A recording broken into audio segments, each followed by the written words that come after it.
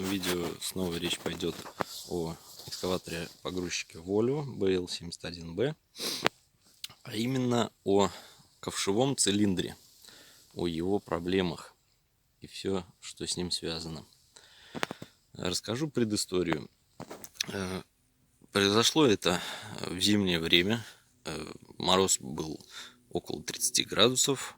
Работал, как обычно, без перегрузок, в штатном режиме. Потом начал замечать, что ковш самопроизвольно начал раскрываться.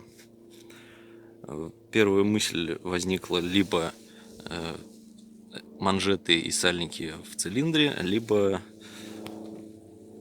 золотник пропускает.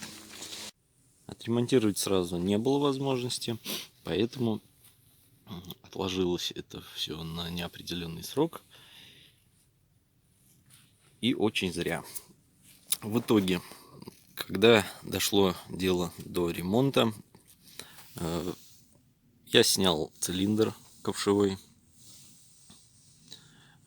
Благо была возможность позаимствовать цилиндр от другой точно такой же белки.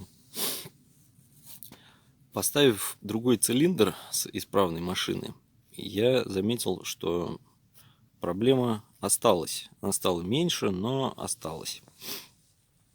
И тут ничего больше не оставалось, как искать дальше проблему в распределителе, именно в секции и золотнике.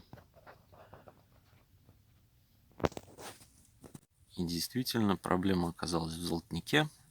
Под него попал, под клапан сбрасывающий, попал соринка, и тем самым ковш раскрывался.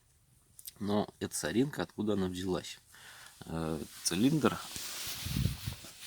мы разобрали и увидели там такую картину. На фото видно, какие там внутри задиры.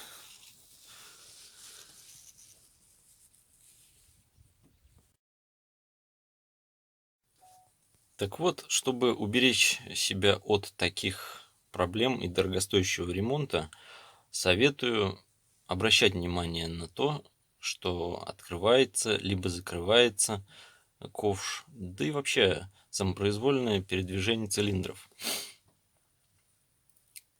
У Volvo BL71, как я уже потом понял, это очень распространенная проблема, особенно ковшевой цилиндр. Очень у многих такая проблема была, и у них все как раз точно так же, как у меня. Ремонт цилиндра и чистка клапана секции. Но все можно это избежать, если безотлагательно приступить к ремонту. Если бы в первый день цилиндр разобрали и поменяли ремкомплект, скорее всего, никаких задиров бы не было. Так что я хочу вас этим предупредить. Предупрежден, значит вооружен. Всем спасибо. Ставьте лайки, подписывайтесь на канал. Будет еще много очень интересных видео. Всем спасибо.